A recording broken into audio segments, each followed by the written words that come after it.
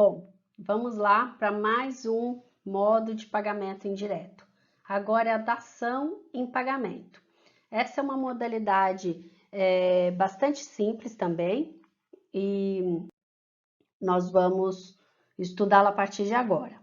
A dação em pagamento, ela ocorre quando devedor e credor convencionam uma forma diferente, diversa de cumprimento da obrigação daquela que foi contratada. Então, o credor, ele concorda em receber prestação diversa daquela prevista para o cumprimento da obrigação. Então, nós vimos em aulas anteriores, no artigo 313, que o credor ele não é obrigado, né, a aceitar coisa diversa daquela devida, ainda que seja mais valiosa. Então, a dação em pagamento é uma convenção das partes, porque ela exige, né, o aceite do credor. Então, aqui neste caso, é uma convenção entre credor e devedor, é um acordo onde o credor aceita prestação diferente daquela que foi contratada. Então, essa modalidade de pagamento indireto ela é compatível com qualquer tipo de obrigação. Então, se a obrigação é, por exemplo, de pagar a quantia certa e o devedor oferece cumprir a obrigação com uma prestação de serviço, e se o credor aceitar, a obrigação será extinta, né, dessa forma. Se o pagamento for entrega de bem imóvel e o credor aceitar o pagamento com automóveis, por exemplo, também far-se-á por meio da dação de pagamento. Então, ela é compatível com com obrigação de qualquer natureza. Pode ser também substituída por uma obrigação de não fazer, né? Então, ela pode ser feita com qualquer tipo de obrigação. Agora, tem os requisitos, né, da dação em pagamento. A dívida deve estar vencida. Então, vejam que eu não tenho o mesmo requisito da imputação do pagamento, que as obrigações têm que ser da mesma natureza. Aqui exige-se que a dívida seja vencida, que haja consentimento, né, do credor, porque essa é uma convenção, é um acordo entre as partes, uma exceção à regra do artigo 313.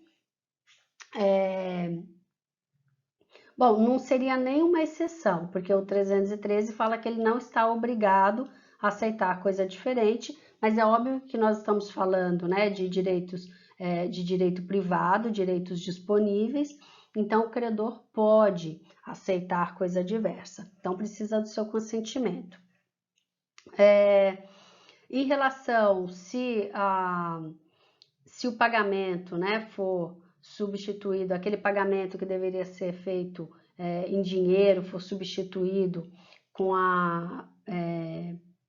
a entrega de uma coisa, a obrigação, né, só será extinta com a entrega da coisa, ou com o pagamento do dinheiro, ou com a prestação, né, do serviço, ou seja, com o cumprimento daquela prestação que substituiu a prestação original. Assim, dessa forma é que o devedor será exonerado da obrigação. Para que se caracterize dação em pagamento, tem que haver diversidade entre a obrigação original, né, e o objeto oferecido em pagamento, porque se eu oferecer em pagamento a prestação de mesma natureza, né, daquela prevista originalmente, eu estou realizando o adimplemento direto e não indireto. Como eu disse, ela é compatível com obrigações de qualquer natureza. Bom, quanto ao objeto da dação em pagamento, quando for coisa, se a entrega, né, se a substituição da prestação pecuniária, por exemplo, for substituída por entrega de coisa e for determinado, né, houver determinação do valor do bem, as regras aplicadas a essa dação serão as regras de compra e venda, porque há aí uma semelhança da dação com a compra e venda. É como se o devedor estivesse vendendo um imóvel ao credor. Isso é só para aplicação das regras, né, naquilo que couber em relação à entrega da coisa, né, aos riscos da perda da coisa. Então, eu vou aplicar as regras, né, as regras inerentes ao contrato de compra e venda, previsto a partir do artigo 481 do Código Civil. Sem determinação do valor, eu vou ter apenas, né, o reconhecimento da quitação da dívida. Então, o artigo 357, que prevê, né, a aplicação das regras da compra e venda na dação em pagamento. Determinado o preço da coisa dada em pagamento, as relações entre as partes regular-se-ão pelas normas do contrato de compra e venda. Ou seja, se eu dou um imóvel em pagamento e atribuo o valor desse imóvel, eu vou aplicar as regras da compra e venda. Como é que o pagamento, né, estará caracterizado? Quando eu transferir o domínio daquele bem imóvel. Isso está previsto no contrato de compra e venda. Então, é por isso que se aplica as regras de compra e venda. Mas o que ocorre aqui não é, né, uma compra e venda pura e simplesmente. É uma dação em pagamento, porque houve substituição da prestação originária, ok? Bom, quando o objeto de pagamento for título de crédito, então supondo que eu tinha uma obrigação de pagar a quantia certa e eu substituo pela transferência de um título de crédito. O devedor transfere ao seu credor um crédito. Então, vocês já devem ter notado aí a semelhança com a cessão de crédito. São coisas diferentes, porque, na verdade, com a entrega do título de crédito, eu tenho a exoneração da dívida. Então, há aí o pagamento da dívida. E na cessão de crédito, não. Na cessão de crédito, há apenas, né, a transferência da titularidade de um crédito, não há pagamento. Então, temos institutos diferentes, mas semelhantes. Então, as regras, né, aplica-se também a esta dação em pagamento as regras da cessão de crédito. Então, diz o artigo 358, se for título de crédito a coisa dada em pagamento, a transferência importará em cessão. Isso quer dizer o quê? Que eu vou aplicar as regras da cessão de crédito. O devedor, né, o cedente, que é o que está transferindo o título, né, para pagamento daquela dívida, e o credor é o cessionário, está recebendo o título. Então, um exemplo da aplicação das regras da cessão de crédito na dação é que deve haver a notificação do cedido, conforme prevê o artigo 290 do Código Civil. Então, se for título de crédito dado em pagamento, aplica-se as regras da cessão de crédito. Bom, em relação à entrega de coisa, né, para pagamento, dação em pagamento. O artigo 359, ele prevê que se o credor for evicto da coisa recebida em pagamento, restabelecer-á a obrigação primitiva, ficando sem efeito a quitação dada, ressalvados os direitos de terceiro. O Instituto da Evicção, vocês ainda vão estudar, a gente deve estudar sobre a evicção no semestre que vem.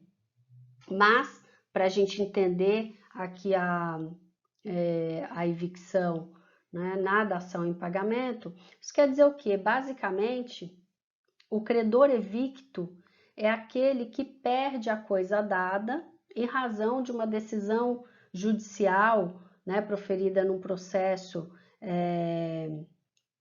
em que ele nem é parte, né, mas que reconheceu a titularidade daquele bem a um terceiro, né, uma outra pessoa. Ou seja, o devedor, quando ele entregou, quando ele deu, ofereceu a coisa em pagamento, ele não era o verdadeiro, legítimo titular da coisa. Ele perdeu essa titularidade no outro processo. Então, aquele terceiro que teve a titularidade reconhecida, vai lá e pega aquele bem do credor, né, que recebeu a coisa em pagamento. Então, nós chamamos, né, neste caso, o credor ele foi evicto, ele perdeu a coisa em razão de uma decisão judicial que reconheceu a titularidade de um terceiro, que não era o seu devedor, em relação àquele bem.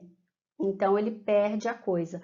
Neste caso, anula-se, né, a quitação que ele deu e se restabelece a obrigação original. Então, supondo a obrigação original, a dívida original, era pagamento em dinheiro. O devedor oferece um bem imóvel. Numa determinada ação judicial, o devedor ele perde a titularidade desse bem para um terceiro e esse terceiro reivindica o bem recebido pelo credor e o credor perde o bem. Então, neste caso, restabelece a dívida em dinheiro, aquela dívida anterior sobre a qual o credor já tinha dado a quitação. Então, anula-se a quitação e o devedor volta a ser devedor daquela quantia em dinheiro e não a entrega do imóvel. Tá certo, pessoal? Era o que eu tinha para passar para vocês em relação à dação em pagamento. Então, qualquer dúvida que ficar, né, em relação à imputação do pagamento e a dação em pagamento, nós vamos tirar na nossa aula online no Zoom, tá bom? Então, até a próxima.